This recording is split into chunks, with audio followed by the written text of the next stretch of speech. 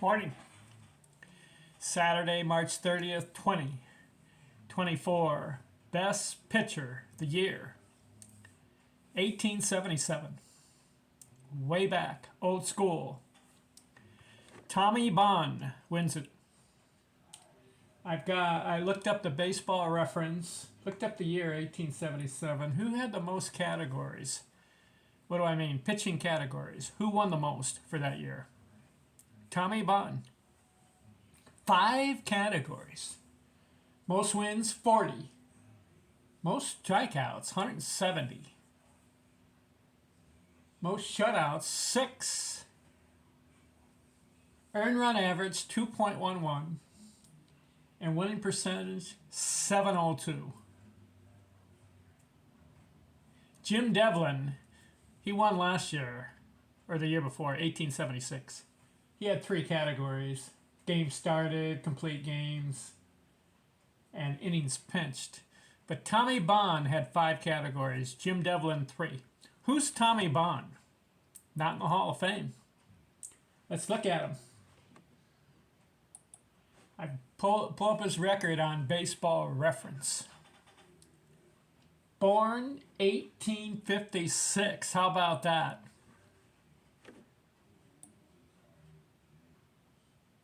He died in 1941, 84 years old, but did not make the Hall of Fame. Why? Only played 10 years.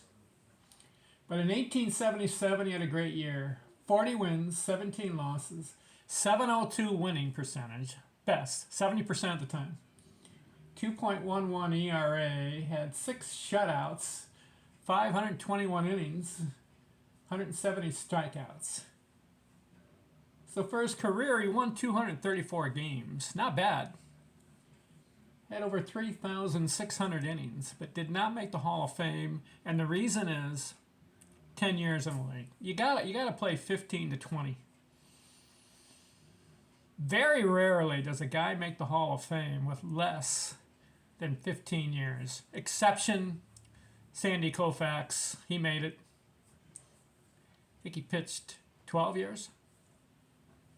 10 to 12 years for Sandy Koufax. Had to give it up because of a sore arm. Sore elbow. Bond was on pace. 234 wins in 10 years. That's about 23 wins a year. He pitches another 10. He's over 300 wins. He stopped pitching at age 28. He started at 18. So at age 28, he stops pitching. You got to wonder why. I think I know the reason. Back in the 1870s, the baseball salaries were not that much. A couple thousand maybe a year. And I think some of these guys, when they were playing baseball, said, hey, maybe I can get into another profession and make some more money. I think that's what happened in the 1870s. They didn't have the foresight that if they stuck with it for 20 to 25 years, they could be a future Hall of Famer. I think that's the thinking back then. I could be wrong. But I think baseball was not enough money for a lot of these guys, and so they stopped pitching. Albert Spalding, he stopped early. Jim Devlin, just a couple years. Some of these other guys. Let's see, I've got it here. Yeah, Spalding, Devlin, Ryan Walters, Candy Cummins. They didn't stay long enough. There was a couple guys that were pretty stellar, and they stuck with it. Have you heard of a guy named Cy Young? 22 years. Walter Johnson, 21 years. They stuck with baseball as a profession and made some good money too. But other guys left early. All right, 1877, what do you think? Tommy Bond wins it.